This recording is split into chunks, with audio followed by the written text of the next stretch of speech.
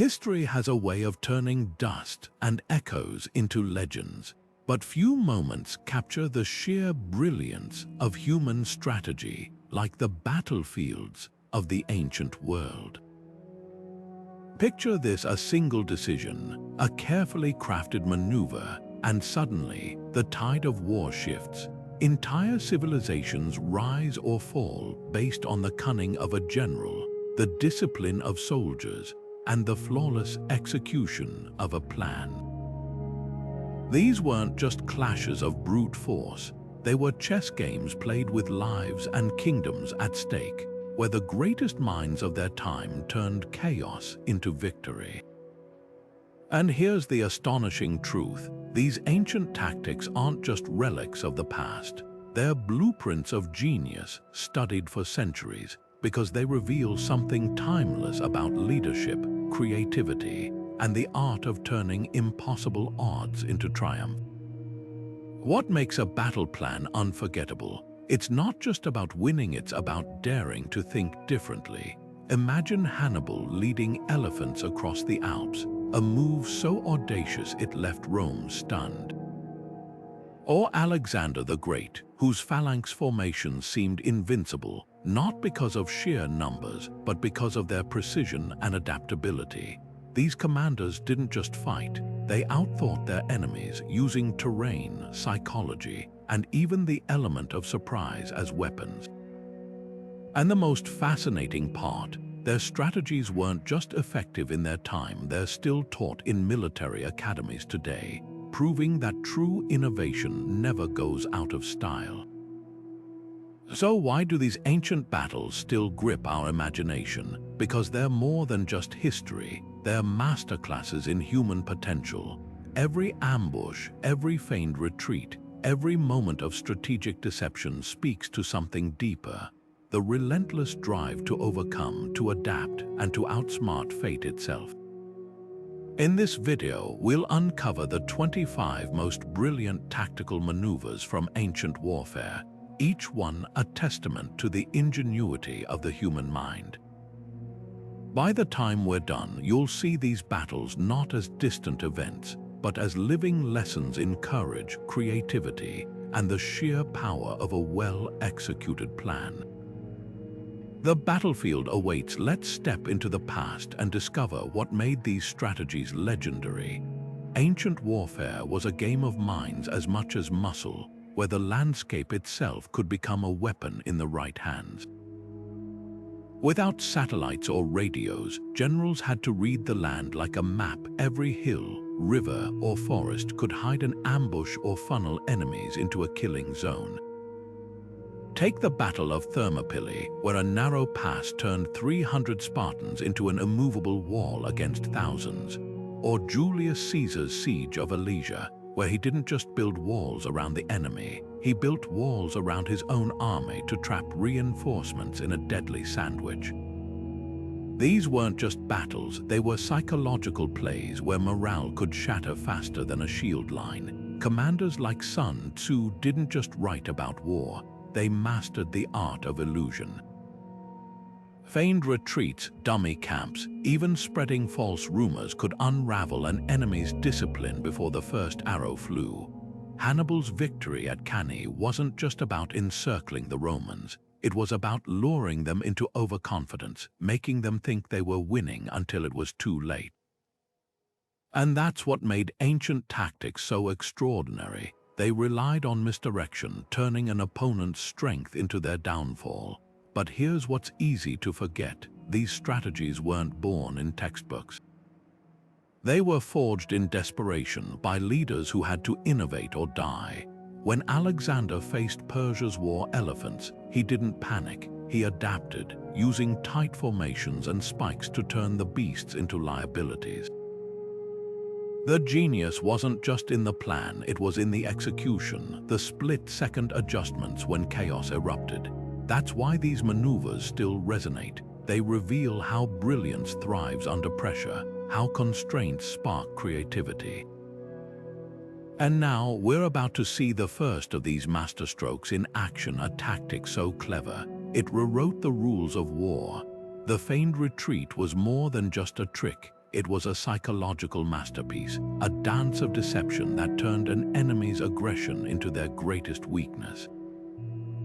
Imagine chasing what you think is a broken, fleeing army, only to realize too late that you've been led straight into a trap. The Scythians, those nomadic horsemen of the steppes, turned this tactic into an art form.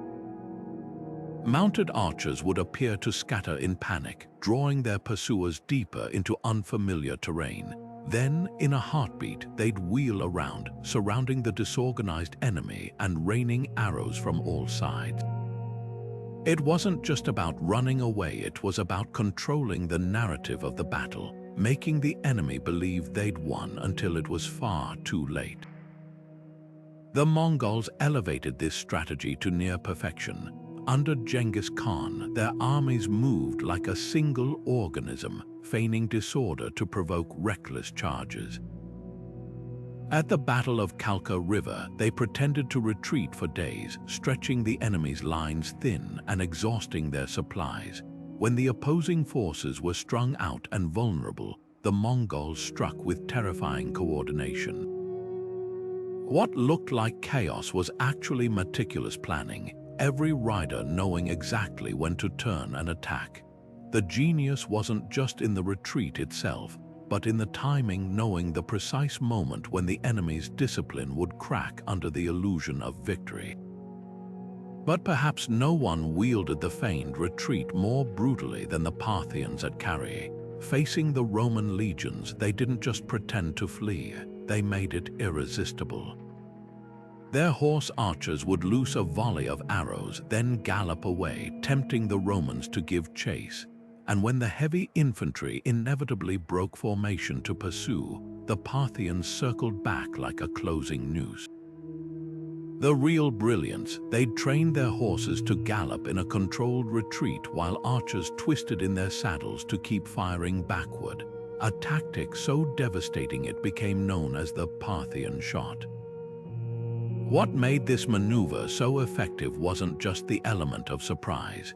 It was the discipline required to pull it off. A feigned retreat could easily spiral into a real one if troops panicked or misread signals. That's why only the most drilled armies dared attempt it. The moment of transition from flight to counterattack had to be seamless, or the entire plan would collapse. It was a gamble that rewarded patience and precision, proving that sometimes the best way to win a battle was to let the enemy think they were winning first. This tactic reveals something timeless about warfare and human nature. Overconfidence is often the deadliest opponent, and while the feigned retreat might seem like a relic of ancient battlefields, its principles live on. Even today, modern militaries study these maneuvers, recognizing that the art of deception never goes out of style. Because whether you're facing a Roman legion or navigating a boardroom, the lesson remains the same. Sometimes, the smartest move is to step back, wait for your opponent to overreach, and then strike when they least expect it. Hannibal's victory at Cannae wasn't just a battle, it was a symphony of destruction. A masterclass in turning an opponent's strength into their greatest weakness. Facing a Roman army nearly twice the size of his own, he didn't just outmaneuver them, he orchestrated their collapse. The double envelopment was his crescendo. By intentionally weakening his center, he lured the Roman legions forward, their momentum pulling them deeper into his trap. Then, like jaws snapping shut, his elite African infantry and cavalry closed in from the flanks, compressing the Romans into a suffocating mass where their numbers meant nothing. They couldn't swing their swords, couldn't raise their shields. Every advantage of their discipline and size became a death sentence. What made this tactic so devastating wasn't just the encirclement. It was the illusion of control. The Roman commanders thought they were breaking Hannibal's line, only to realize too late that they were playing right into his hands. The genius lay in the timing, the moment when retreat turned to counterattack, when the hunter became the hunted. And here's the chilling part. Hannibal's army was a patchwork of mercenaries and allies speaking different languages, yet they moved with a cohesion that stunned the Romans. That's the real lesson of Cannae strategy isn't about the tools you have, but how you use them. Centuries later, military minds still dissect this battle because it defied convention. Most generals would have balked at facing such odds, but Hannibal saw opportunity where others saw only risk. His double envelopment wasn't just a tactic, it was a psychological weapon, proving that the best way to defeat an enemy isn't always head-on. Sometimes you let them think they're winning until the walls close in, and if terrain could be a weapon, then the ancient world's greatest commanders wielded it like a blade. Mountains, rivers, even the weather became part of their arsenal. At the Battle of Teutoburg Forest, Germanic tribes lured Roman legions into a labyrinth of trees and mud, where their famed formations were useless. The land itself fought for the defenders, turning Rome's discipline into a death trap. Terrain wasn't just a backdrop, it was an active player in the game of war, and the smartest generals knew how to make it their ally. Great commanders didn't just fight their enemies, they fought the land itself, bending rivers, mountains, and forests to their will. Take Alexander the Great at Gorgemler, where the Persian king Darius had carefully flattened the battlefield to unleash his dreaded scythe chariots. But Alexander saw the trap coming. Instead of meeting them head-on, he angled his troops across uneven ground, forcing the chariots to wobble and veer off course. What was meant to be a devastating charge became a clumsy, disorganized rush rendered useless by a few well-placed gullies. This wasn't luck, it was a calculated gamble, proving that terrain could turn even the most fearsome weapons into liabilities. Then there's Thermopylae, where 300 Spartans and their allies held off a Persian force so vast it was said their arrows would blot out the sun.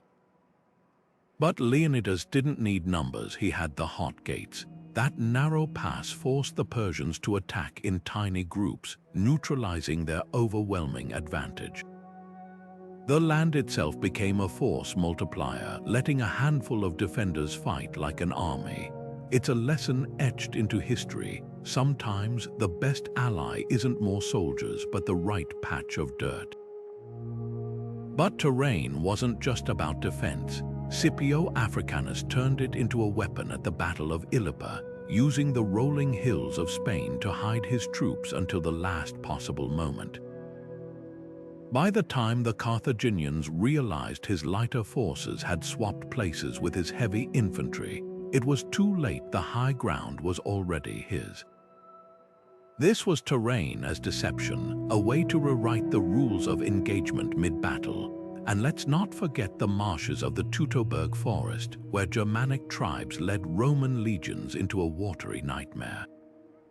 Heavy armor, so effective on open fields, became a death sentence in the muck. The land didn't just favor the defenders, it chose them, proving that no amount of discipline could conquer geography. What made these commanders legendary wasn't just their ability to read a battlefield, but to reshape it in their minds before the first blow was struck. They saw hills as fortresses, rivers as moats, and forests as labyrinths. In their hands, terrain wasn't just scenery, it was strategy incarnate. And that brings us to a tactic far more terrifying than any physical barrier, the weaponization of fear itself. The night attack was warfare stripped down to its most primal form, where shadows became shields and fear outnumbered swords. When Scipio Africanus crept toward the Carthaginian camp under moonless skies, he wasn't just launching a raid, he was weaponizing the unknown. Darkness didn't just hide his troops, it magnified every rustle, every distant shout into a phantom threat.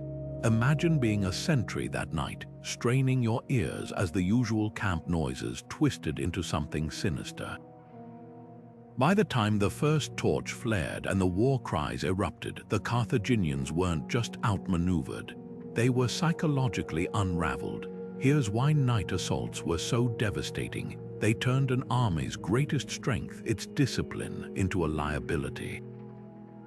Without clear orders or visibility, soldiers couldn't form ranks, couldn't distinguish friend from foe.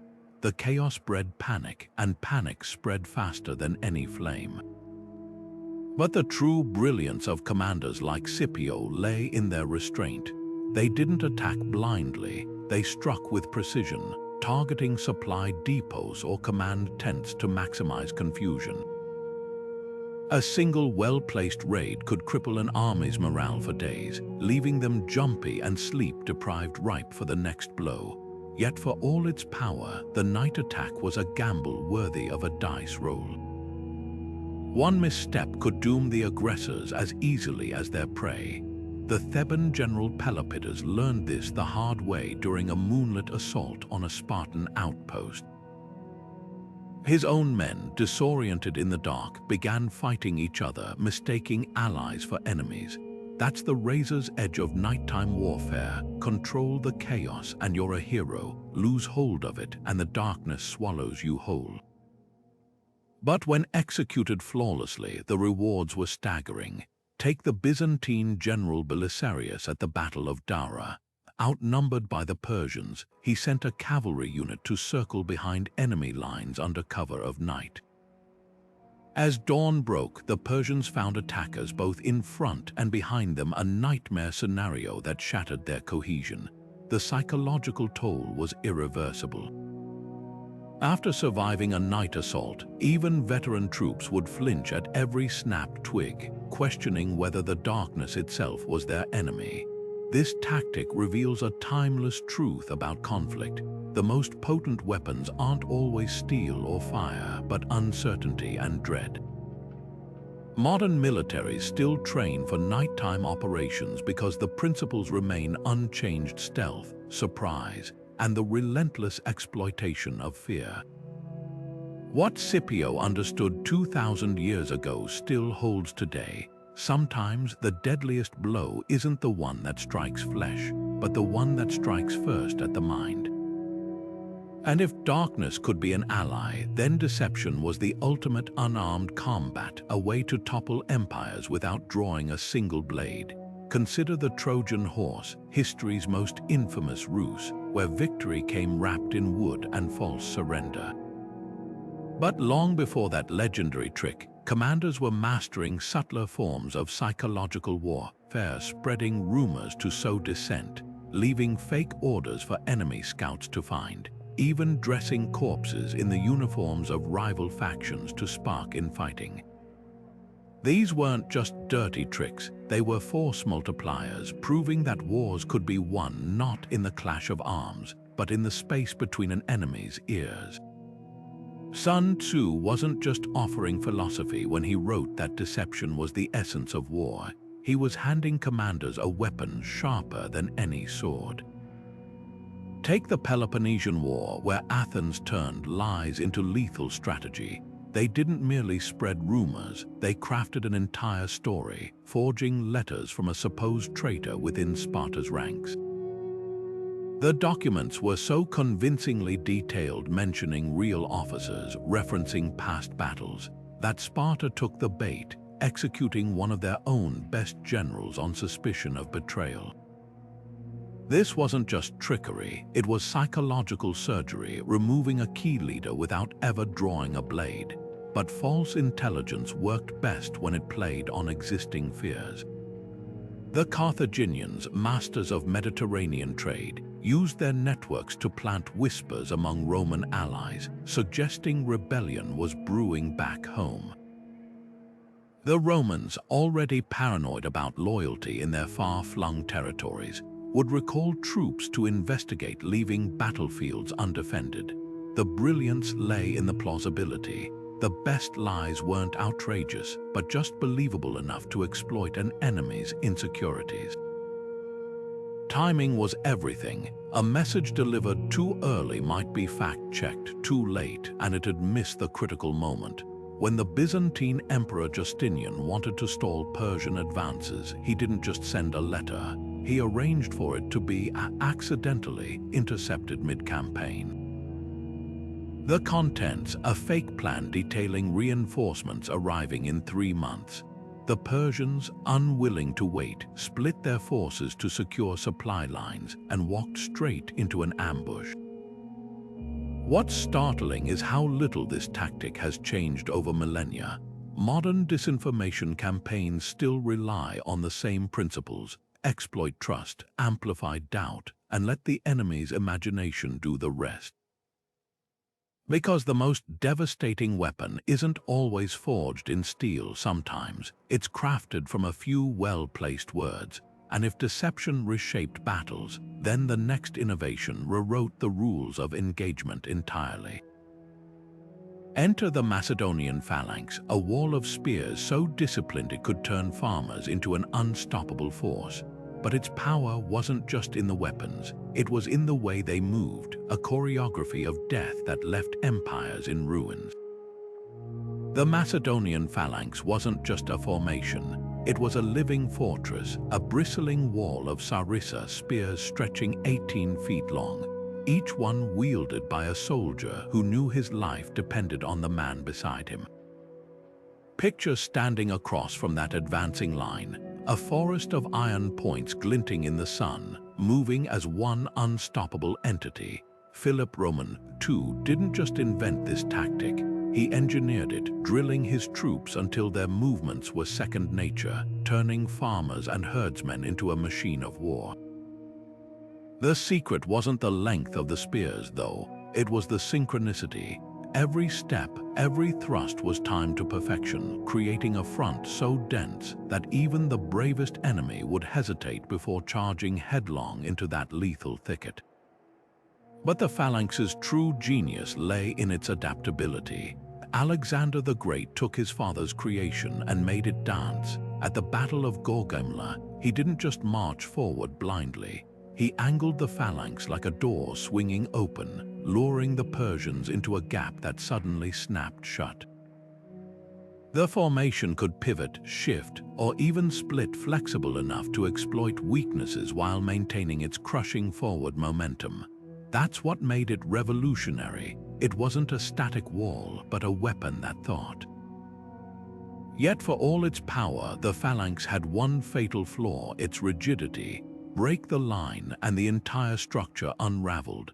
At Cynocephaly, Roman legionaries ducked beneath the spears, slipping into the gaps where the Macedonians couldn't pivot fast enough. Suddenly, those deadly sarissas became clumsy liabilities, their wielders helpless at close quarters. The lesson was clear: no tactic is invincible.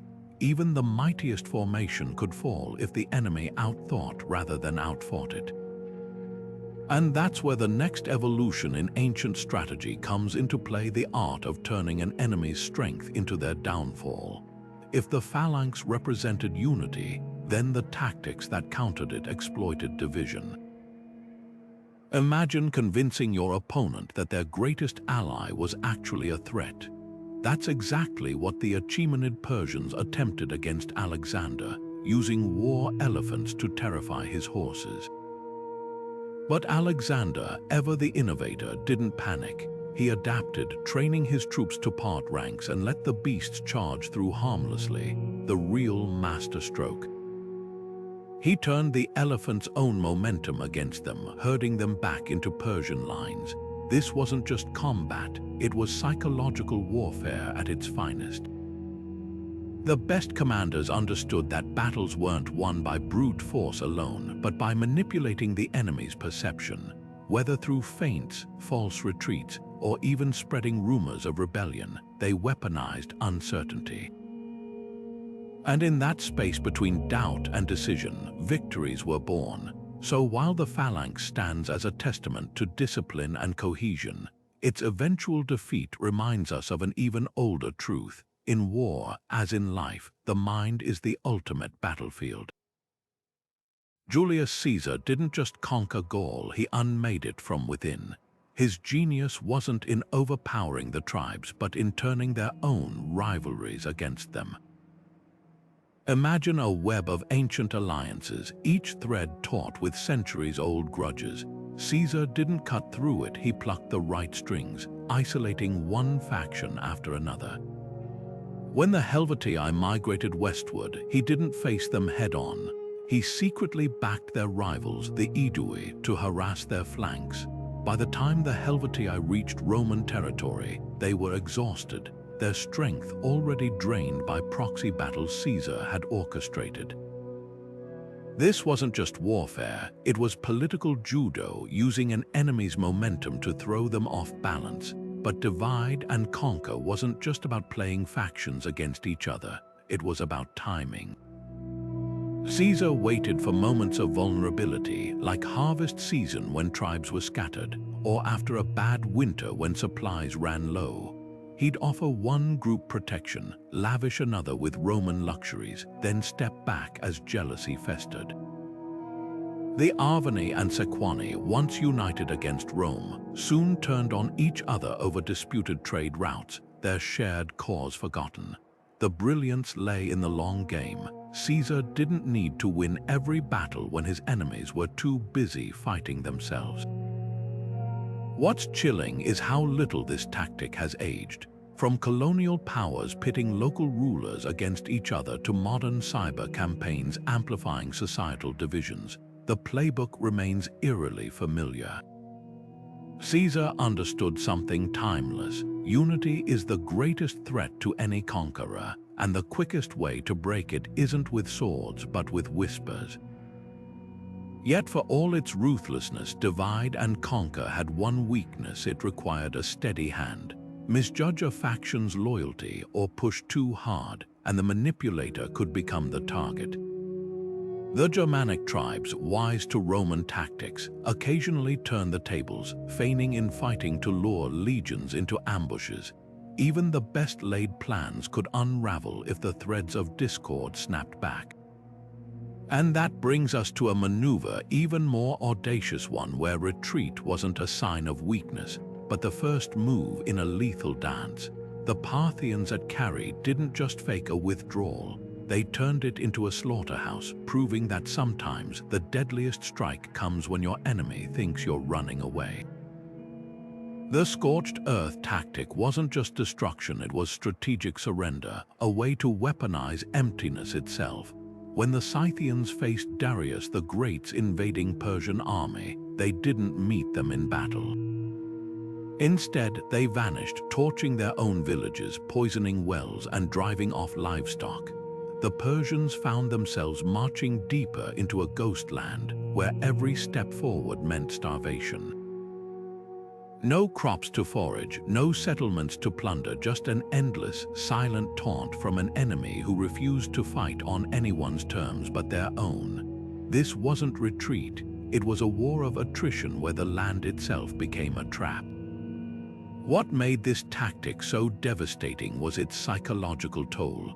An army could endure battle, but marching into nothingness eroded morale like water on stone. Darius's forces, accustomed to decisive clashes, unraveled in the face of an enemy who wouldn't engage. The Scythians didn't just deny resources, they denied purpose, leaving the Persians exhausted and demoralized. And here's the brutal elegance of it: the scorched earth required no grand confrontation. Victory came not from overpowering the enemy, but from outlasting them, forcing them to choose between retreat or collapse. Yet this strategy demanded a chilling level of sacrifice. Burning your own homes and fields meant your people would starve too unless the gamble paid off. The Russians later echoed this desperation against Napoleon, reducing Moscow to ashes rather than let the French winter there.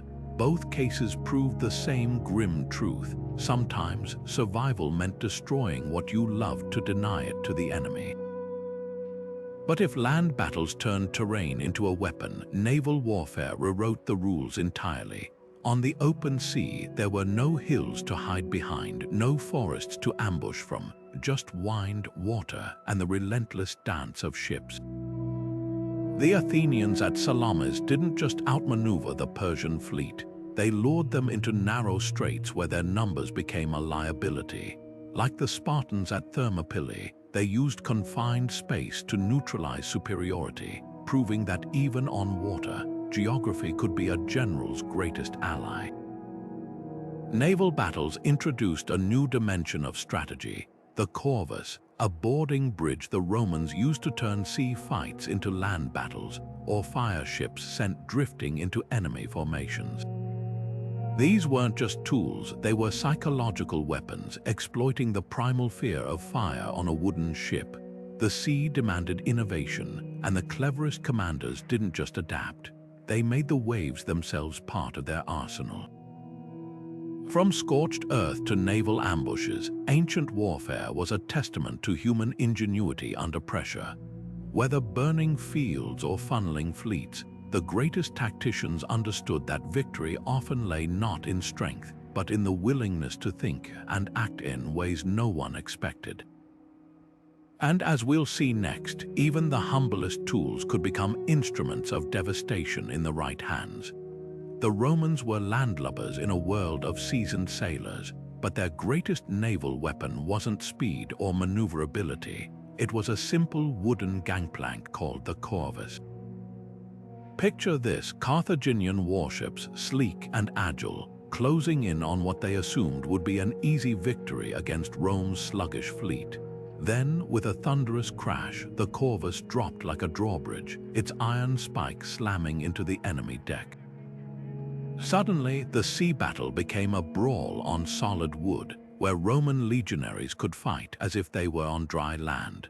This wasn't just innovation, it was a complete reinvention of naval warfare, turning Rome's greatest weakness, its inexperience at sea, into an overwhelming advantage.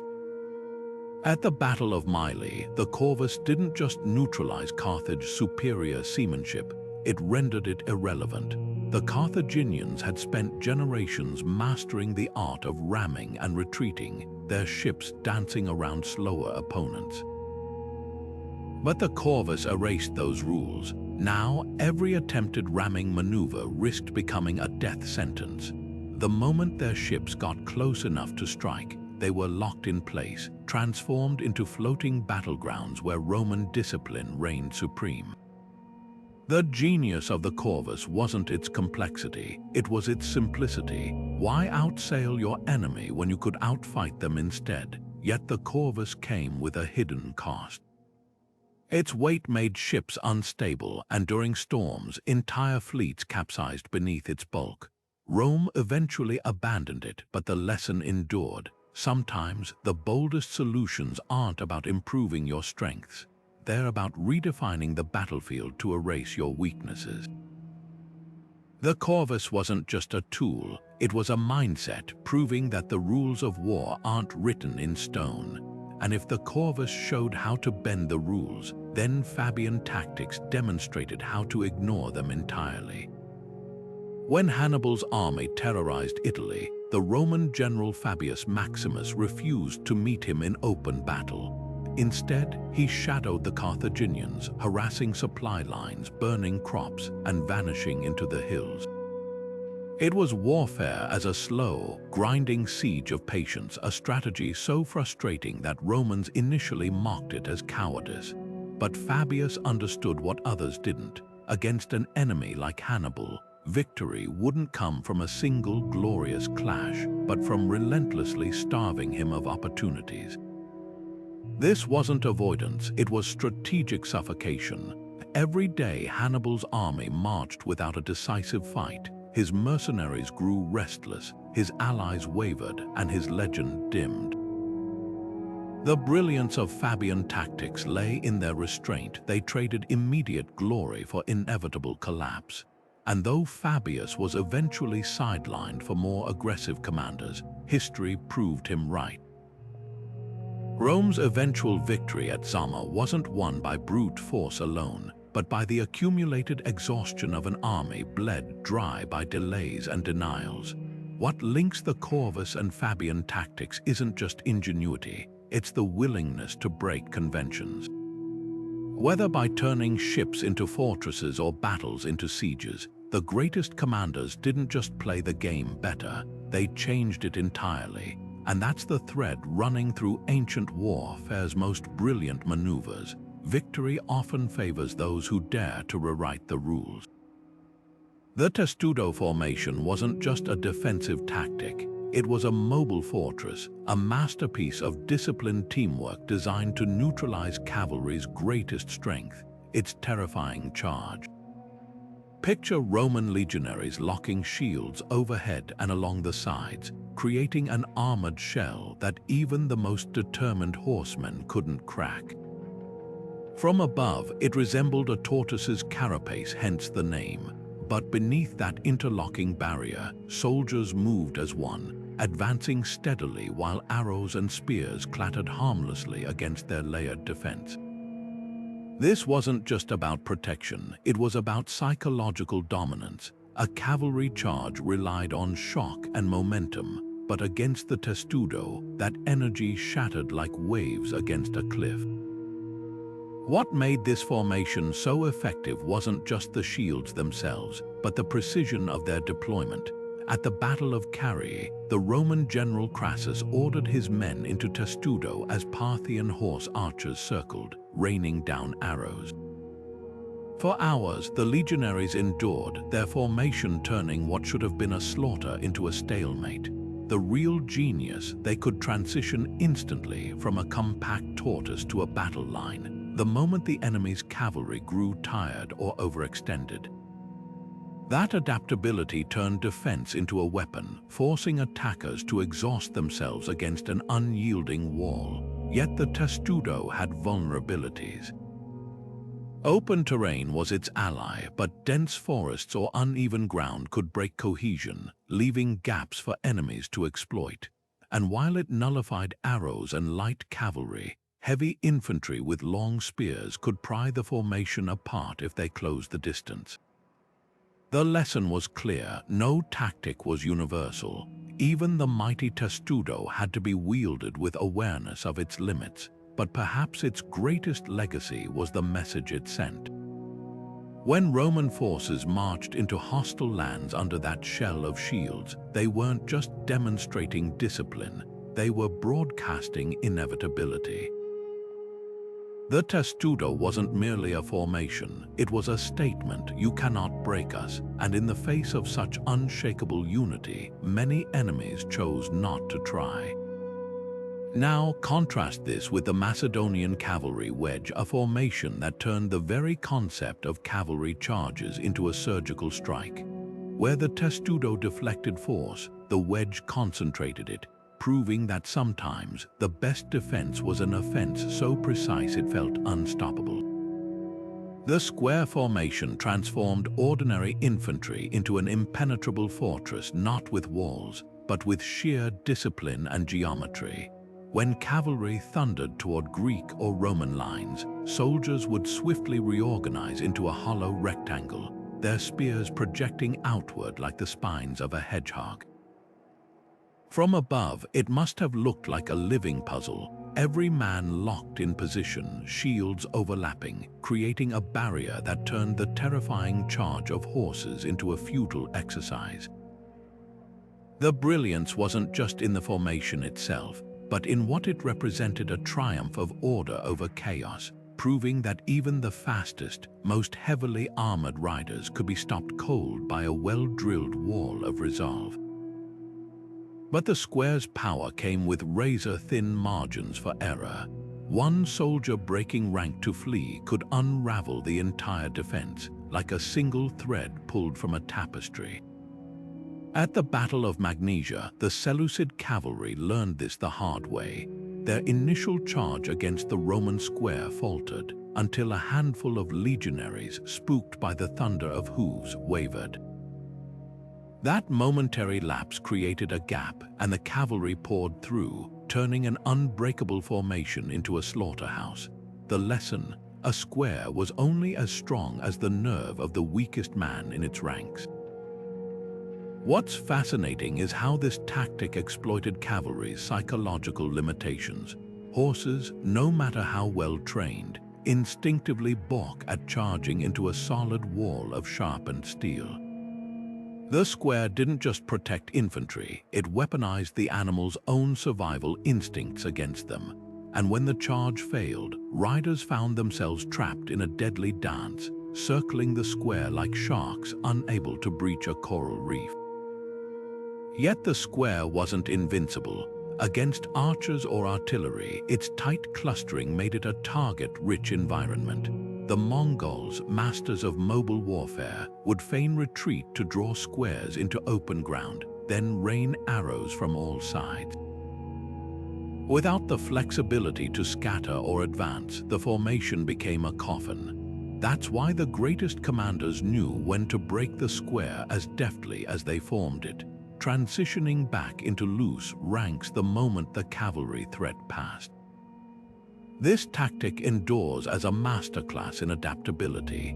Modern riot police still use variations of the square, proving that some ancient solutions transcend time. Because whether you're facing a charge of medieval knights or a chaotic crowd, the principles remain the same. Unity is armor, and discipline is the ultimate weapon. Now, imagine a different kind of battlefield, one where the real weapon wasn't steel or shields, but sound itself.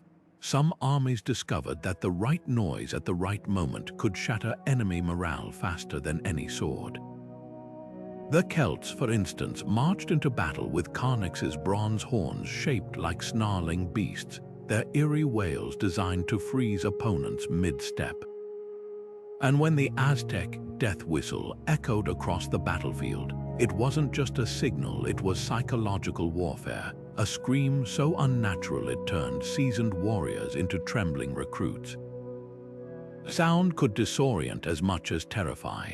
At the Battle of Jericho, if the legends hold, the Israelites' trumpets weren't just ceremonial. Their rhythmic blasts may have synchronized with seismic vibrations, collapsing walls through resonance. Whether myth or reality, the idea persists. Noise, harnessed correctly, could be as lethal as any blade. And few understood this better than the Vikings, whose chant-clad approach, a thunderous chorus of voices, shields, and feet, was calculated to make enemies feel the ground itself was rising against them. The genius of these tactics lay in their simplicity. No expensive armor, no complex machinery, just the primal power of sound turning fear into an invisible ally. Because in the chaos of battle, sometimes the most devastating strikes weren't physical at all. They were the ones that echoed long after the fighting ended, lingering in the mind like a ghost. The relentless pounding of Assyrian war drums wasn't just noise, it was a calculated assault on the senses, a rhythmic hammer striking at the enemy's nerves long before blades ever crossed. Picture standing in a defensive line as that sound grows louder, each beat syncing with your heartbeat until fear itself becomes the real adversary. The Assyrians understood something primal. Terror could win battles before a single arrow flew. Their drummers weren't just keeping time, they were unraveling cohesion, turning disciplined troops into panicked mobs. And it wasn't just drums. Celtic Carnyxes wailed like tormented spirits, while Mongol throat singers created an eerie chorus that seemed to come from everywhere at once. These weren't instruments, they were siege engines for the mind. What made sound so devastating was its invisibility. You couldn't block it with a shield or dodge it like a spear. It seeped into the ranks, amplifying doubt, feeding superstition. The Aztecs took this further with a death whistle, a device that mimicked the screams of the dying. Imagine hearing that in the fog of battle, a sound so unnatural it convinced enemies the gods themselves had turned against them. Even Alexander the Great used silence as a weapon, ordering his troops to march mute before dawn assaults. The sudden absence of noise was just as unnerving, leaving defenders straining to hear threats that might already be inside their walls. But psychological warfare wasn't just about fear, it was about predictability. The smartest commanders knew that an enemy's habits could be their undoing, At the Battle of the Trebia, Hannibal studied Roman routines, noting how they always fortified camps in the same pattern. So he hid troops in a drainage ditch they'd consistently ignored, waiting until winter frost numbed Roman hands before springing the trap. The lesson: routines breed vulnerability. This principle reached its zenith with the empty city stratagem, a bluff so daring it rewrote the rules of engagement. When the legendary general Julius found his forces outnumbered 10-1, he didn't barricade the gates, he threw them open. Townsfolk swept the streets calmly as he played the lute atop the walls, his relaxed demeanor suggesting an ambush waited just out of sight. The enemy, expecting desperation or defiance, froze at the sight of such unnatural confidence. Their retreat proved a timeless truth. Sometimes the most potent weapon is making the enemy question what's real. From drums to deception, these tactics reveal a thread running through all great strategies: the ability to shape perception. Because in war, as in life, the battle is often won or lost in the space between what's seen and what's feared. And that brings us to an innovation so unexpected, it turned the ancient world's greatest strength into its Achilles' heel: the humble stirrup. Hannibal's ambush at the Trebia River wasn't just a trap, it was a masterclass in patience and precision, a reminder that nature itself could be weaponized. As the Roman legions, confident and impatient, waded into the icy currents that winter morning, they weren't just crossing water, they were stepping into a meticulously staged nightmare. The chill numbed their fingers, slowing their shield grips, while the riverbed's uneven footing broke their formations. And then, when they were at their most vulnerable, half-drowned, shivering, and strung out, Hannibal's hidden forces struck from the flanks. His cavalry, fresh and dry, crashed into their disorganized ranks, while his war elephants, impervious to the cold, trampled through the chaos, the real brilliance. He'd spent days observing the Romans' rigid routines, their predictable dawn marches, their habit of chasing seemingly retreating foes. By letting them think they were the hunters, he turned their discipline into a fatal flaw. Ambushes like Trebia reveal a universal truth: predictability is the enemy's greatest vulnerability.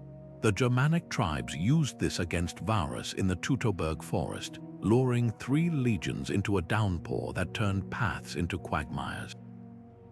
The Romans, trained to march in tight columns, became strung out and helpless as attackers materialized from the mist.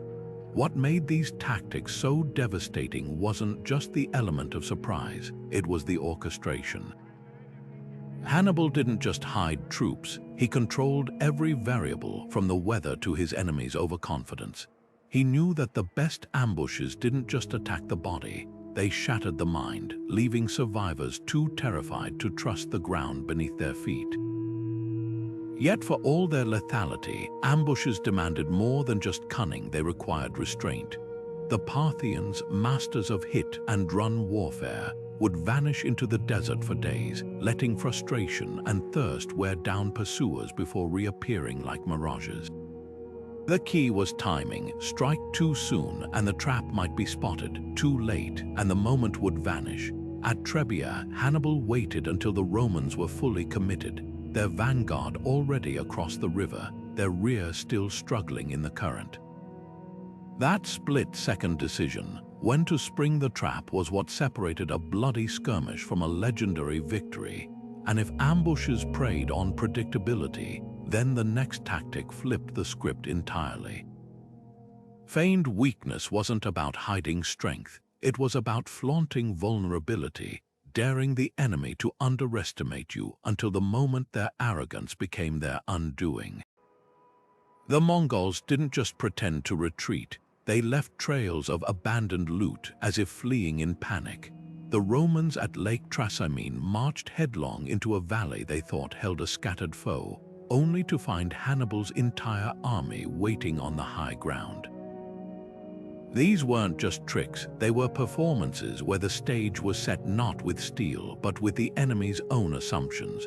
The lesson of Trebia echoes through time. Battles aren't won by chance, but by those who turn the mundane, a river, a forest, even a predictable march into weapons. And as we'll see next, the greatest commanders didn't just exploit weakness, they created it, crafting illusions so convincing that their enemies walked blindly into disaster. The hidden reserve was more than just backup. It was the ace up a general's sleeve, a force of fresh fighters held in perfect stillness until the moment they could tip the scales. At Zama, Scipio didn't just match Hannibal's legendary war elephants and veteran infantry. He played the long game, keeping his cavalry out of sight until the Carthaginian lines were fully committed. Then, with a single signal, those rested horsemen crashed into Hannibal's rear like a thunderclap, turning a grinding stalemate into a decisive rout. The brilliance wasn't in the numbers, but in the timing, the restraint to withhold your strongest blow until the enemy had no room to counter it. This tactic demanded near superhuman discipline. Most armies crumbled under the pressure of seeing their comrades fall while their own orders were to wait. The Byzantine general Belisarius exploited this flaw at Dara, baiting the Persians into exhausting themselves against his front lines while his hidden reserves concealed behind low hills stayed motionless for hours. When they finally surged forward, the Persians, already drained from hours of fighting, broke instantly. The lesson: a reserve's power came not just from its strength, but from its freshness. Like a boxer saving their knockout punch for the 12th round, the hidden reserve was all about endurance outlasting adrenaline, but secrecy was just as crucial as timing. At the Battle of Leuctra, the Theban general Epaminondas didn't just hide troops, he disguised his entire battle plan, stacking his left flank 50 shields deep while keeping his right deliberately weak. He tricked the Spartans into reinforcing the wrong side. When his hidden wedge of elite soldiers plowed through their overextended lines, it wasn't just a tactical victory, it shattered Sparta's myth of invincibility. The real artistry: he'd rehearsed his men to march in loose formations until the last moment, masking his true formation until it was too late to adapt. What's startling is how often this principle transcends ancient battlefields. In chess, the grandmaster's quiet move lurks unseen until it checkmates. In nature, predators like lions keep cubs hidden until the hunt's climax. The hidden reserve wasn't just a military tactic, it was a universal law of conflict. Victory often goes to those who keep something in reserve until the critical moment. And if reserves were the dagger in the darkness, then the next tactic was the art of winning without ever drawing steel. Sun Tzu's famous maxim, "The supreme art of war is to subdue the enemy without fighting," wasn't just philosophy. It was a battle-tested reality. When Alexander the Great marched toward Persia's gates, he didn't assault the impregnable pass head-on. Instead, he paid local shepherds to reveal a hidden mountain trail, flanking the defenders so completely they surrendered without a clash. The cost: a handful of coins instead of countless lives. The Romans perfected this with their divide and rule diplomacy, turning rival tribes against each other with promises of trade or threats of reprisal. Why waste legions conquering Gaul when chieftains could be bribed or blackmailed into fracturing their own alliances? Even sieges could be won without bloodshed. Starving a city into submission or poisoning its wells was grim but effective. The message was clear: the greatest generals knew when to let politics, patience, or even psychology do the work of swords. These non-combat victories reveal a deeper truth about power. Whether through hidden reserves or cunning diplomacy, the thread connecting them is the same: mastery lies not in brute force, but in the ability to control the terms of engagement. And sometimes the most legendary victories leave no bodies on the field at all. Siege warfare wasn't about glory, it was about grinding an enemy into submission, one starving day at a time. The Assyrians, masters of this brutal art, didn't just surround cities, they suffocated them, cutting off supply lines while their engineers tunneled beneath walls or built towering siege ramps. Imagine being trapped inside those walls, watching your food dwindle, your children grow weak, while the enemy outside grew stronger with each passing week. The Romans took this further, combining patience with psychological terror. At Masada, they constructed a massive ramp, still visible today, a silent, creeping threat that said, "We can wait forever." But sieges were as much about innovation as they were about attrition. Julius Caesar's double-walled fortifications at Alesia didn't just blockade the Gallic stronghold, they trapped the would-be rescuers too, turning the besieged into spectators of their own doom. The message was clear: surrender wasn't just an option, it was inevitable. And sometimes the mere spectacle of siege preparation broke morale before the first assault. When Alexander the Great rolled up his siege towers at Tyre, their sheer scale convinced defenders to negotiate before the real bloodshed began. What made sieges so effective was their merciless logic. Why risk thousands in a frontal assault when time, hunger, and despair could do the work for you? The longest sieges, like the Byzantine defense of Constantinople in the 7th century, lasted years, becoming wars of will as much as weapons. Yet even here, ingenuity thrived. The defenders of Syracuse under Archimedes repelled Roman ships with clawed cranes that plucked vessels from the water and fiery mirrors that harnessed the sun itself. This slow, calculated violence reveals a paradox.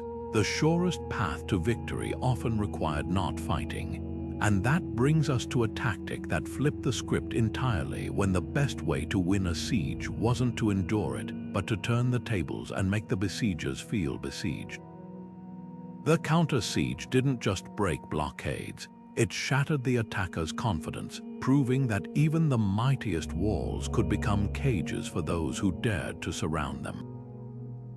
The Athenian charge at Marathon wasn't just a desperate lunge, it was a masterstroke of tactical audacity, turning what should have been a defensive last stand into one of history's most legendary victories.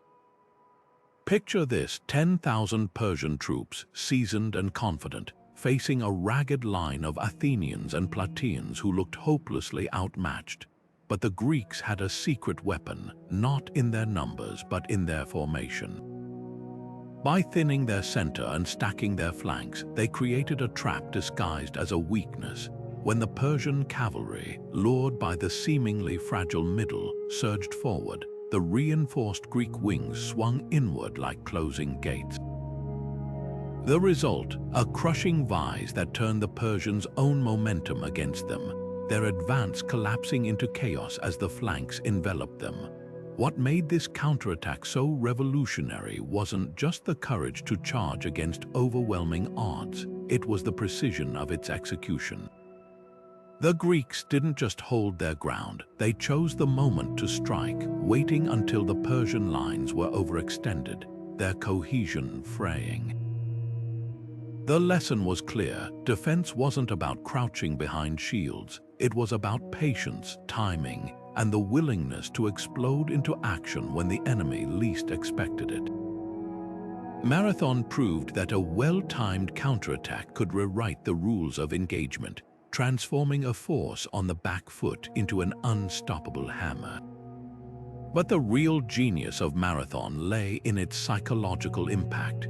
The Persians, accustomed to enemies who broke under their cavalry charges, found themselves outmaneuvered by an army that refused to play by their rules. The Athenians didn't just win a battle, they shattered an aura of invincibility, and that's the hallmark of great tactics. They don't just defeat armies, they redefine what's possible. Now consider an even bolder twist: commanders who didn't just counterattack, but stole their enemies' weapons. When the Parthians faced Rome's legions, they didn't just repel their advances, they turned Rome's own discipline against them.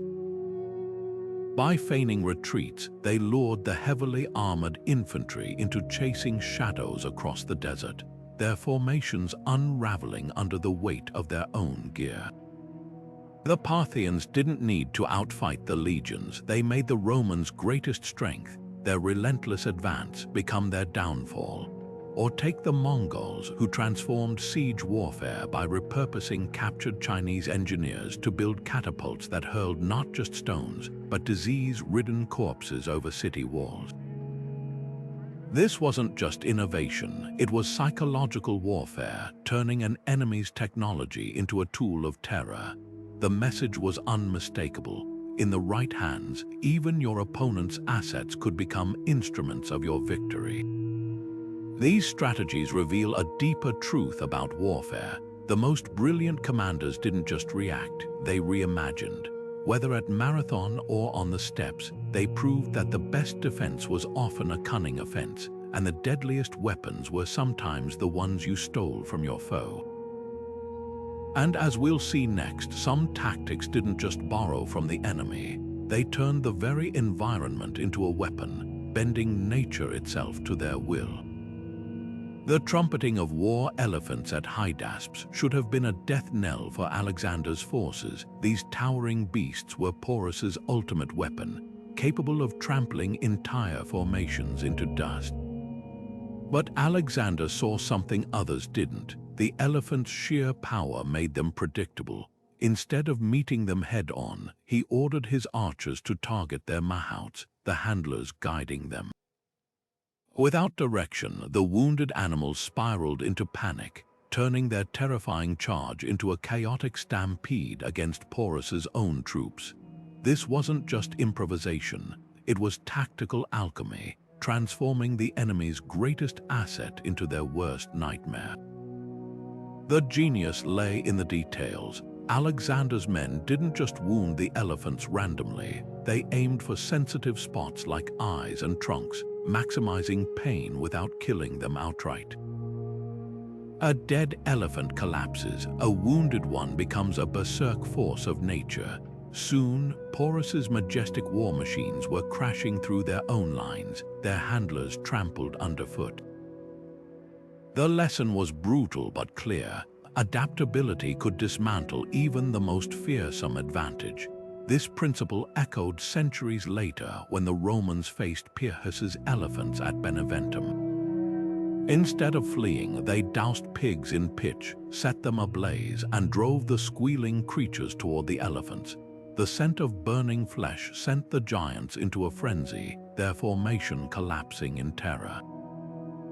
Both battles proved the same truth. Raw power means nothing if your opponent can twist it into a weapon against you. Now, shift the battlefield from brute force to motion. Mobility wasn't just about speed, it was about control, dictating where and when engagements happened. The Parthians perfected this with their horse archers, who could loose arrows while retreating at full gallop. Against slower legions, they became ghosts, striking and vanishing before the Romans could close the gap. This wasn't evasion. It was a calculated erosion of morale, each unanswered arrow chipping away at discipline. The Mongols took it further, their entire army built around fluid movement. At the Battle of Mohi, they feigned retreat across a river, luring the Hungarians onto a bridge they'd secretly weakened. When the weight of pursuing cavalry collapsed it, the Mongols circled back to slaughter the stranded survivors. Mobility wasn't just their advantage, it was the battlefield itself, reshaped to their will. What linked these tactics was a refusal to play by the enemy's rules. Whether facing elephants or heavy infantry, the victors didn't match strength with strength, they rewrote the terms of engagement. And that reveals the heart of ancient warfare's brilliance. The best commanders didn't just fight their enemies, they outthought them. The hit-and-run tactics of ancient warfare turned patience into a weapon, proving that sometimes the deadliest strikes came from those who never stood still. Persian horse archers elevated this to an art form, their light cavalry swooping in to unleash hails of arrows before melting back into the horizon. Against heavily armored legions or slow-moving phalanxes, these attacks weren't just annoyances, they were death by 1,000 cuts. Each raid chipped away at supplies, each feigned retreat lured pursuers into ambushes, and each passing day stretched enemy nerves to the breaking point. The real genius, they refused to fight on anyone's terms but their own. Take the Parthians at Carrhae, their horse archers didn't just outmaneuver the Romans, they weaponized the very landscape. The open desert, with its shimmering mirages and endless expanse, became their ally. Roman shields might block arrows, but they couldn't block the sun, the thirst, or the creeping dread of an enemy that never engaged. By the time Crassus ordered a desperate charge, his men were exhausted, their formations ragged, their discipline eroded not by a single decisive blow, but by the relentless grind of evasion and return. This strategy revealed a brutal truth. Mobility wasn't just about speed, it was about control. The Scythians took it further, vanishing into the steppes for months, only to reappear when invaders, stretched thin and starving, were at their weakest. Their raids weren't meant to win battles outright. They were designed to make occupation so costly that empires eventually gave up. Even Alexander, the greatest conqueror of his age, struggled to pin them down, learning the hard way that you can't defeat what you can't catch. Yet hit-and-run tactics demanded more than just quick horses and sharp arrows. They required an intimate knowledge of terrain, weather, and enemy psychology. The Mongols didn't just ride fast, they planned faster, using scouts to identify every water source and grazing spot long before their armies moved. When they feigned retreat, it wasn't random. It was a calculated performance, with every rider knowing exactly when to pivot and strike. The illusion of chaos masked a ruthless precision, turning pursuit into a death sentence. What made these tactics timeless wasn't their simplicity, but their adaptability. From the steppes to the deserts, they proved that victory didn't always go to the strongest. It went to those who could dictate the rhythm of the fight. And that brings us to an even subtler art. The battles won not with blades or arrows, but with whispers and well-placed lies. Because sometimes the most powerful weapon wasn't an army at all, it was the right story told at the right time. A sudden eclipse, a flight of birds in ominous formation, or a slaughtered animal with strangely deformed entrails in the ancient world, these weren't just curiosities, they were weapons. Commanders knew that superstition could sway battles before the first spear was thrown, and the smartest among them didn't leave these moments to chance. When Augustus Caesar claimed a comet marked Julius Caesar's ascension to godhood, he wasn't just honoring his adopted father, he was crafting a narrative. That blazing streak across the sky became a divine endorsement of his rule, a celestial billboard proclaiming his legitimacy to allies and warning enemies that even the heavens stood against them. This wasn't mere spectacle, it was psychological warfare wrapped in stardust. The Romans weren't alone in this. Before crossing the Rubicon, Julius Caesar himself staged a theatrical display, pointing to a sudden storm as proof the gods favored his rebellion. The message to his troops was clear: fortune smiles on us, and when the Carthaginian general Hamilcar Barca sacrificed a lamb before battle, his priests conveniently found the organs missing, a sign so terrifyingly bad that he promptly ordered a second sacrifice. This time, the omens were perfect, coincidence unlikely. More probable is that Hamilcar understood the power of morale.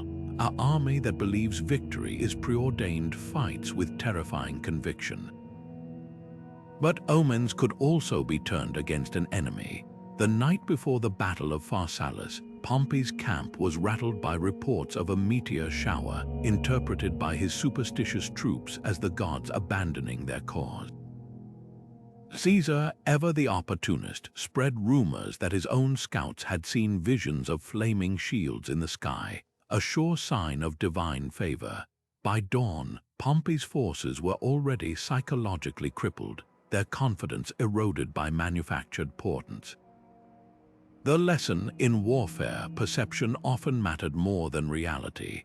A well-timed omen could unravel discipline faster than any cavalry charge. What's fascinating is how these tactics exploited universal human instincts. Even today, athletes wear lucky socks, soldiers carry talismans, and executives avoid black cats before big meetings. The ancients simply weaponized this impulse, using staged signs to tip the scales of belief. When Alexander the Great consulted the oracle of Siwa before invading Persia, he didn't just seek guidance, he crafted a legend. By claiming the priestess addressed him as son of Zeus, he transformed himself from mortal king to living myth. His troops followed him not just out of loyalty, but because they believed no man blessed by the gods could lose. Yet superstition had its limits. The same troops who cheered at favorable omens could mutiny if the signs turned against them. The Athenian general Nicias fatally delayed retreating from Syracuse because of an eclipse, giving the enemy time to encircle his forces. Over-reliance on omens could be as dangerous as ignoring them, a lesson modern leaders still grapple with when mistaking confidence for destiny. This dance between belief and strategy set the stage for warfare's less glamorous but equally decisive factor, logistics, because no matter how fervently an army believed in divine favor, empty stomachs and broken supply lines would shatter morale faster than any bad omen. And the generals who mastered the art of feeding, moving, and sustaining their forces didn't just win battles, they won wars. Supply lines were the silent killers of ancient warfare. An army could march on courage, but it starved without grain. When Belisarius faced the Goths in Italy, he didn't just meet them in open battle. He choked their lifelines, capturing ports and burning storehouses until their strength withered. The Goths, cut off from food and reinforcements, found their numbers meaningless when hunger gnawed at their ranks. This wasn't just strategy, it was slow-motion suffocation, proving that logistics could break an empire as surely as any sword. Even the mightiest phalanx or cavalry charge was useless if soldiers hadn't eaten in days. The genius of supply line sabotage lay in its invisibility. Unlike a battlefield clash, there were no heroic last stands or dramatic charges, just empty stomachs and growing desperation. The Romans understood this better than anyone. Their legendary roads weren't just for marching legions, they were supply highways allowing grain, weapons, and reinforcements to flow like blood through veins. When Hannibal crossed the Alps, his boldness stunned Rome, but his real struggle came later, as Italian allies refused to provision his army. No matter how brilliant his tactics, his men couldn't fight on air. Modern militaries still grapple with this ancient lesson. Napoleon's disastrous retreat from Moscow echoed the Goths' plight, his grand army reduced to chewing leather belts in the snow. Even today, drones and cyberattacks target supply depots and fuel convoys because the principle hasn't changed. An army marches on its stomach, and the side that controls the breadbasket controls the war. Now, shift from the unseen war of logistics to a formation designed for adaptability, the rhomboid. Unlike rigid squares or phalanxes, this diamond-shaped arrangement was all about fluidity. The Macedonians under Philip Roman II used it to pivot on a dime, its pointed front concentrating force like an arrowhead while the sides could wheel to meet flanking attacks.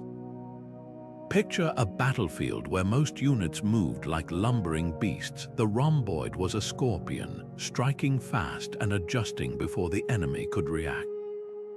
What made this formation revolutionary wasn't just its shape, but its responsiveness. When enemy cavalry charged, the rhomboid could tighten into a defensive knot or fan out to envelop them.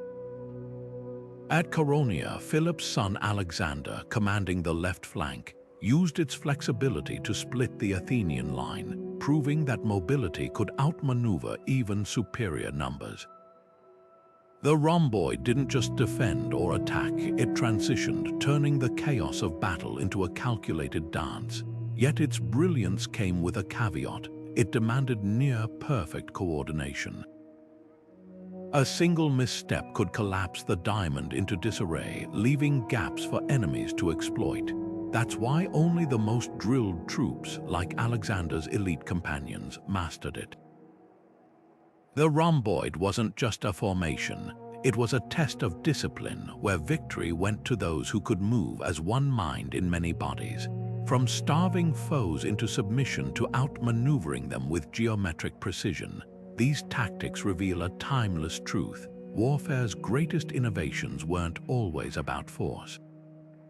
They were about foresight, patience, and the willingness to bend without breaking. And sometimes the deadliest weapon wasn't a blade, it was a well-placed roadblock or a formation that refused to stay still. The Cantabrian Circle wasn't just a tactic, it was a whirlwind of controlled chaos, a dizzying dance of horsemen who turned movement into a weapon. Picture Spanish cavalry galloping in a relentless loop, each rider loosing arrows before seamlessly peeling away to let the next take their shot. To an enemy foot soldier, it must have felt like facing a storm that never broke, an endless hail of projectiles from a foe that never stopped moving. This wasn't brute force, it was precision harassment designed to frustrate, exhaust, and unravel slower formations one arrow at a time. What made the Cantabrian Circle so devastating was its simplicity. Unlike complex maneuvers requiring rigid discipline, this tactic thrived on fluidity. The riders didn't need to coordinate exact strikes, they just needed to keep the circle spinning, a revolving door of death that never let the enemy catch their breath. Against heavily armored infantry or lumbering phalanxes, it was torture by attrition. The Romans, masters of orderly combat, initially struggled to counter it, their legions bogged down like bulls tormented by a swarm of bees. But the real lesson of the Cantabrian Circle wasn't just in its mechanics, it was in its origins. This wasn't the brainchild of some high-born general in a war room. It emerged from the rugged Cantabrian highlands, where guerrilla fighters honed it against Roman invaders. Innovation often bloomed on the margins, where necessity forced unconventional thinkers to rewrite the rules. The Cantabrians didn't have the resources for pitched battles, so they turned mobility into their greatest ally. Their tactics proved that sometimes the most brilliant solutions come not from the center of power, but from the edges of desperation. And if the Cantabrian Circle showed how mobility could outmaneuver might, then the next evolution of warfare blurred the lines between battle and bargaining. Diplomacy wasn't just a prelude to combat, it was a weapon in its own right, wielded by leaders who knew that words could conquer what swords could not. The Hittites, for example, didn't just defeat their rivals, they bound them in treaties so lopsided that surrender felt like partnership. By offering protection to weaker states, they turned former enemies into buffers against greater threats, expanding their influence without lifting a blade. Or consider the Byzantines, who elevated bribery to an art form. Why waste soldiers storming a fortress when you could pay its garrison to switch sides? Emperor Justinian's generals kept pouches of gold ready at all times because they understood that a well-timed bribe could unravel alliances faster than any siege. Even the Mongols, famed for their brutality, often offered cities a choice: utter destruction or peaceful submission with guaranteed trade rights. The smartest rulers knew that fear alone couldn't sustain an empire, but fear mixed with pragmatism could. This interplay of force and negotiation reveals a timeless truth. Warfare was never just about battles. It was about leverage, perception, and the willingness to win not just on the field, but in the minds of those you sought to rule. And as we'll see next, the greatest conquerors weren't always the ones with the sharpest swords, they were the ones who knew when to sheath them. The alliance gambit was never about friendship, it was about cold, calculated survival. When Thebes and Athens, centuries-old rivals, joined forces against Sparta at Leuctra, they weren't just pooling resources, they were rewriting the rules of Greek warfare. This wasn't a handshake agreement between allies, it was a temporary suspension of hatred, a pact forged in the fires of mutual desperation. The brilliance lay in its paradox. By uniting against a common enemy, these city-states didn't just balance the scales, they tipped them violently in their favor. Sparta, accustomed to picking off divided foes, suddenly faced a coalition that turned their greatest strength, their hoplite supremacy, into a liability. But alliances were fragile weapons, as likely to backfire as they were to succeed. The moment Sparta's dominance crumbled at Leuctra, the glue holding Thebes and Athens together began to dissolve. Shared enemies create strange bedfellows, but victory breeds new rivalries. The Persians exploited this flaw masterfully during the Peloponnesian War, funding Athens' enemies to keep Greece perpetually fractured. They understood what every great strategist knew: alliances were force multipliers, but only if trust outlasted the battle. The real gamble wasn't just in forming alliances, it was in knowing when to break them. Caesar's temporary truces with Germanic tribes during his Gallic campaigns weren't acts of goodwill, they were pauses in a longer game, giving him time to consolidate power before turning on his allies. Politics and warfare weren't just connected, they were two sides of the same blade. A well-timed alliance could win a war without a single battle, while a poorly chosen one could entangle empires in conflicts they never intended to fight. And if temporary alliances were high-stakes gambles, then the next tactic was the ultimate bluff, convincing an enemy you held all the cards when your hand was empty. The empty city stratagem didn't just defy expectations, it weaponized them, turning the very absence of force into an unstoppable psychological strike. The moment Alexander raised his lance at Gorgemler, the fate of Persia hung in the balance. His companion cavalry wasn't just riding toward the enemy, they were a scalpel slicing through the chaos, their wedge formation driving straight for the heart of Darius's army. This wasn't a reckless charge, it was a calculated surgical strike, timed to perfection. As the Persian line stretched thin trying to flank Alexander's infantry, his cavalry struck the precise weak point, collapsing their cohesion like a house of cards. The sheer audacity of that charge, less than 2,000 horsemen against an empire, rewrote the rules of warfare in an afternoon. But cavalry charges were high-stakes gambles. Get the timing wrong or misjudge the terrain, and what should have been a decisive blow became a death sentence.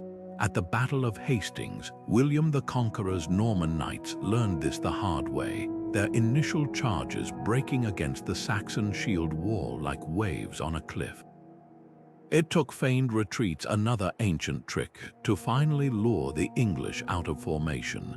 The difference between triumph and disaster often came down to seconds. Alexander's success at Gorgemler wasn't just about courage. It was about reading the battlefield like a chessboard, knowing exactly when and where to unleash his knights. What made these charges so devastating wasn't just the physical impact, it was the psychological earthquake they triggered. Imagine standing in a shield wall as hundreds of armored horses thundered toward you, the ground shaking beneath your feet. Even the bravest troops could buckle under that pressure. The Mongols perfected this terror, their riders weaving through enemy lines with eerie synchrony, their very mobility making them seem omnipresent. A well-executed charge didn't just break lines, it shattered morale, turning orderly retreats into panicked routes. Yet for all their power, cavalry charges had an Achilles heel: terrain. A muddy field could slow horses to a crawl, and dense forests neutralized their mobility entirely. At Agincourt, French knights learned this brutally, their heavily armored cavalry sinking into the mire under a hail of English arrows. The lesson was clear: cavalry was a weapon of opportunity, not inevitability. The greatest commanders knew when to unleash them and when to hold back, balancing boldness with patience. Now shift from the thunder of hooves to the silent strength of stone. If cavalry charges were the hammer, then fortifications were the anvil, unyielding defenses that could grind armies to dust. The walls of Constantinople withstood 29 sieges over 1,000 years, not just through brute thickness, but through ingenious design. Their layered defenses, moats, outer walls, and inner citadels forced attackers to fight for every inch, bleeding them dry before they even reached the heart of the city. But even the mightiest walls had weaknesses. The secret wasn't just in building higher, it was in anticipating how enemies would try to climb. The defenders of Tyre added sloping revetments to their ramparts, making siege ladders slide uselessly away. Others poured boiling oil through murder holes, turning the very act of scaling walls into a death trap.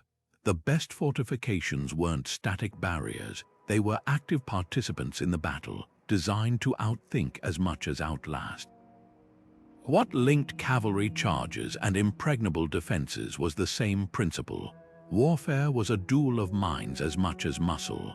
Whether through the pinpoint strike of a lance or the calculated curve of a wall, victory went to those who could anticipate, adapt, and turn their opponent's strengths against them. And sometimes the most brilliant tactics weren't about force at all, but about making your enemy believe resistance was futile before the first blow even landed. The Saxon shield wall at Hastings wasn't just a barrier. It was a living, breathing organism, a collective will made manifest in wood and iron. Picture thousands of shields locked edge to edge, their overlapping rims forming a surface so tight that arrows skittered off like hail on slate. For hours, this human fortress held against William's cavalry, their interlocked defense turning individual warriors into an unyielding whole. The strength of the shield wall wasn't in any single fighter, but in the seamless unity of the line. Break one link, and the entire chain could unravel, yet so long as each man stood shoulder to shoulder with his brothers, they became something greater than the sum of their parts. But the shield wall's brilliance was also its fragility. Like a chain, it was only as strong as its weakest point. At Hastings, the Normans didn't overpower the Saxons through sheer force. They exploited the wall's reliance on cohesion. Feigned retreats lured sections of the line forward, breaking the lockstep discipline. Once gaps appeared, cavalry poured through like water through cracks in a dam. The lesson was brutal. Collective resilience could defy overwhelming odds, but it demanded perfect synchronization. A shield wall wasn't just a tactic, it was a test of trust, where victory hinged on every man believing the one beside him would hold. This ancient formation's legacy stretches far beyond medieval battlefields. Modern riot police use variations of the shield wall, their plastic barriers echoing the Saxons' wooden ones. Even in sports, the human wall in soccer mirrors the same principal unity, creating impenetrability. But perhaps the shield wall's deepest lesson is psychological. It reminds us that against daunting odds, cooperation isn't just helpful, it's transformative. The Saxons didn't have better weapons or numbers at Hastings. They had something far more powerful, a shared resolve to stand together. And that's the thread connecting all these ancient tactics, whether feigned retreats, cavalry charges, or shield walls. They weren't just about force or deception, they were about understanding human nature. The greatest commanders knew that battles are won in the mind long before they're fought on the field. They grasped that morale could be as decisive as steel, that terrain could be an ally, and that sometimes the boldest move was to step back and let the enemy's own assumptions doom them. These maneuvers endure not as dusty relics, but as timeless studies in ingenuity and adaptation. From Hannibal's encirclements to the Mongols' hit-and-run raids, they reveal a universal truth: victory favors those who think differently. The shield wall, like all great tactics, wasn't just a way to fight, it was a way to see the world. And in that perspective lies its enduring power, a reminder that even in our modern age, the past still has much to teach us about courage, creativity, and the art of the impossible. From feigned retreats to shield walls, the battlefields of antiquity were more than clashes of steel. They were chessboards where ingenuity reigned supreme.